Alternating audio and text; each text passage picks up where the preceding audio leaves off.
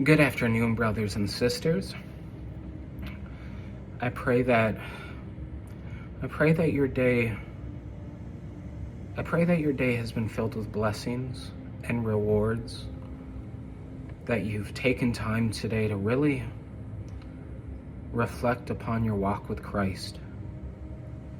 Are you trying to live out the gospel?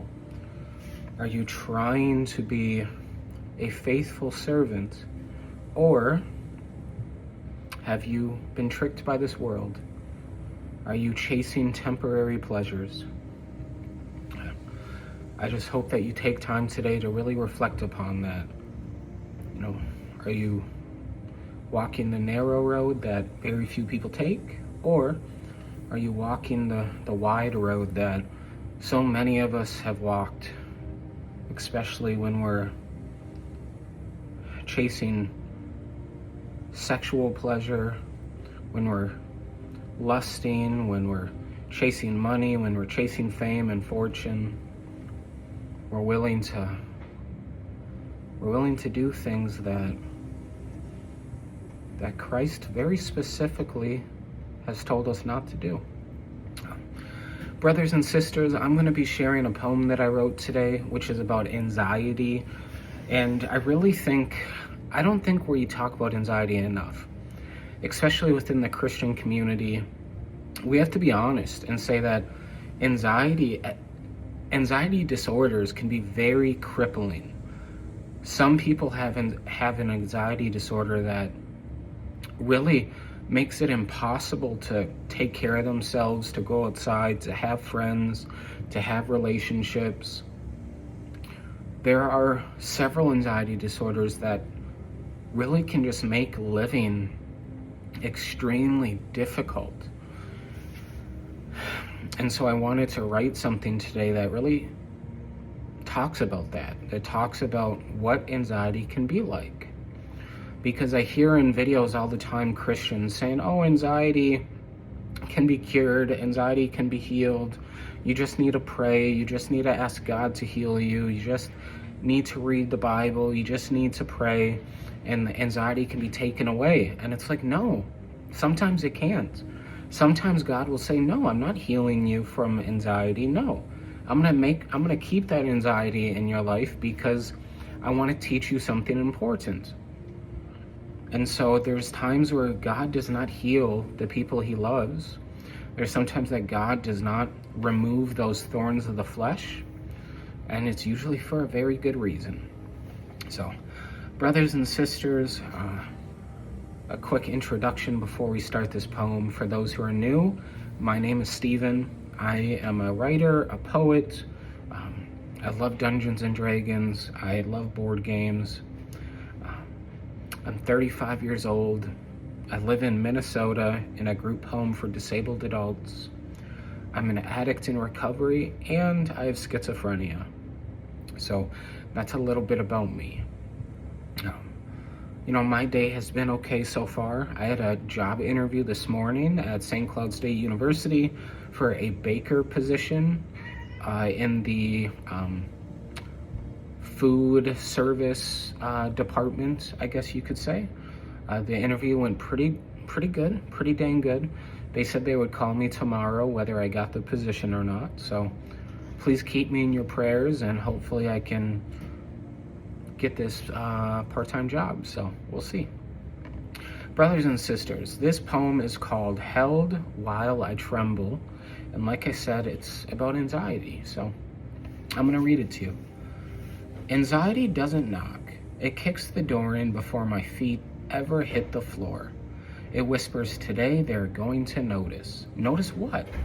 The trembling hands, the shaking voice, the awkward silence, the smile that feels rehearsed, the heartbeat that pounds loud enough to drown out every conversation. I tell myself, just go. My body says run. People think fear looks like screaming. Mine looks like canceling plans. Looking at my phone instead of making eye contact. Walking the long way so I don't have to pass anyone. Standing in the grocery aisle pretending to compare cereal because someone else is standing too close. Anxiety has turned ordinary moments into impossible mountains, and I am so tired of climbing. It tells me everyone is watching. They're probably not, but anxiety doesn't care about truth. It cares about possibilities. What if you embarrass yourself? What if you say something stupid? What if they laugh? What if they reject you? What if they leave? What if? The smallest conversation becomes a courtroom, every word cross-examined, every pause a guilty verdict, every awkward moment replayed 1,000 times before I finally fall asleep. Sometimes I survive a conversation, only to spend the next 6 hours wondering if I ruined it.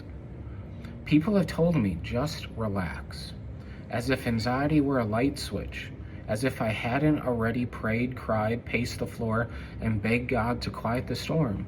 If only it were that easy.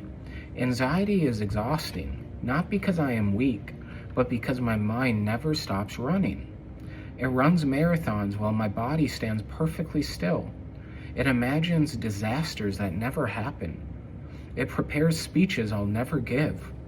It rehearses arguments that only exist inside my own head. By the end of the day, I am exhausted from battles no one else saw. And yet, somewhere between panic and peace, Jesus meets me, not always by removing the fear, sometimes by sitting beside me inside it. He reminds me that courage isn't the absence of anxiety. It's choosing to keep walking while my knees shake. Faith isn't pretending I'm fearless. Faith is whispering, Lord, I can't do this alone, and hearing him answer, you never had to. There are days I want to disappear, not because I don't love people, because I fear they won't love me. Social anxiety has convinced me that every stranger is a critic. Every silence is rejection. Every introduction is another chance to fail.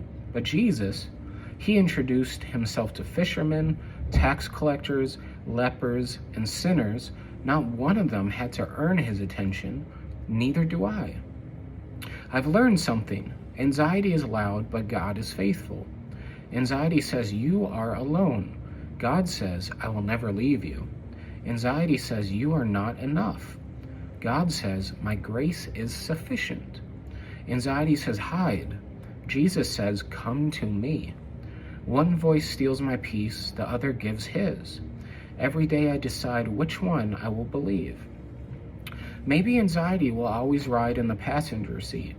Maybe some mornings my heart will still race for no reason.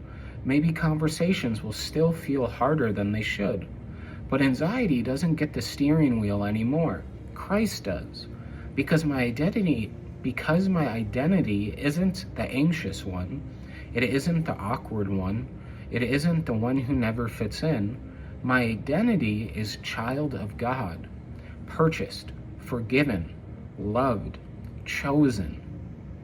So if you are reading this with shaking hands, if crowds make you nervous, if your heart races before anyone even says hello, you are not crazy, you are not weak, you are not forgotten.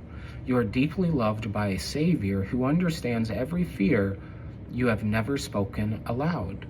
One day there will be no more panic, no more racing thoughts, no more sleepless nights, no more wondering if you're enough. Only perfect peace in the presence of the Prince of Peace. Until then, I will keep praying, keep showing up, keep trusting, keep believing, not because anxiety has disappeared, but because Jesus hasn't. Cast all your anxiety on him because he cares for you. 1 Peter chapter 5, verse 7. So, brothers and sisters, that's what I wrote about anxiety. And I really tried to share the truth of what I go through on a daily basis, which is, what do these people think about me? Are they talking about me? Why are they whispering to each other? Did I do something wrong? And a lot of times my anxiety causes me to stay inside, to play video games, to not talk to people, to not converse with anyone. And so I know I'm not the only one who struggles with anxiety. So I hope this poem reaches that person and lets them know you're not alone, you are loved, you are heard, you are seen, and that I'm here for you if you ever need to talk. So thank you, brothers and sisters, so much for spending some time with me. And I love each and every one of you, and I'm going to be praying for all of you. So thank you guys so much for spending some time with me. Hope you enjoyed the poem, and please comment if you liked it. What did you like? What didn't you like? Where can I improve? I would love to know your thoughts. So thank you guys so much. God bless. Peace.